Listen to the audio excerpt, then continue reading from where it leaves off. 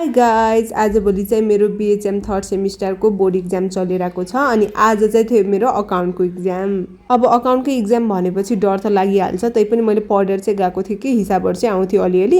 अनि हाम्रो चाहिँ सेन्टर परेको थियो सुर्खेत मल्टिपल क्याम्पसमा अनि म चाहिँ गएँ इक्जाम दिन। अनि क्वेसनहरू चाहिँ ठिकै आएको हो, मतलब ग्रुप बी र ग्रुप सी त मलाई एकदम नै इजी लागेको थियो किनकि मैले जानेको क्वेसन आएको थियो अनि ग्रुप ए चाहिँ हल्का मैले नपढेको जस्तो क्वेसन आएको थियो कि त्यही भएर हल्का हार्ड भएको थियो।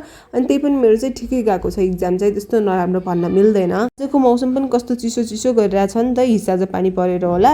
अनि हामीले चाहिँ सल्लाह गरेको थियौँ कि आज मोमो बनाएर खाम्ला। अनि मेरो इक्जाम चाहिँ 2:30 बजी भइन्छ नि त। अनि घर आउँदाखेरि मैले चाहिँ सबै सामान लिएर आउने कि किमा मैदाहरू लिएर आउने भनेर। अनि मैले सबै सामान लिएर पनि आइसकेको थिएँ। अनि त्यसपछि हामीहरू चाहिँ मोमो बनाउनेतर्फ लाग्यौँ। हाम्रो चाहिँ किमा मोलेर रेडी थियो अनि गमलाले चाहिँ मैले गराएको हेर्दै सिक्दै थिएँ कि सेप दिँदै थिएँ। मलाई पनि खासै सेप दिन चाहिँ आउँदैन, तर अलिअलि काम चलाउ चाहिँ गर्छु है मैले। आज एक त मेरो ढाड दुखिरहेको थियो होइन, अनि जहिले पनि घरमा मोमो बनाउँदाखेरि चाहिँ सेप दिने काम मेरो हुन्छ।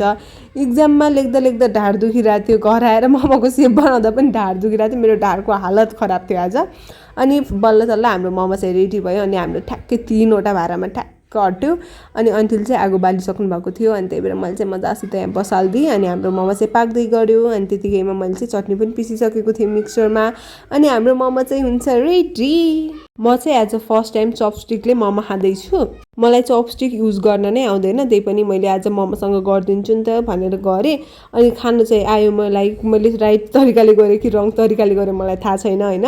अनि मोमो घरमा बनाएको मोमो त यस्तो मिठो थियो, कुरै छाडिदिउँ। सो आजको लागि यति नै, see you next video, bye by.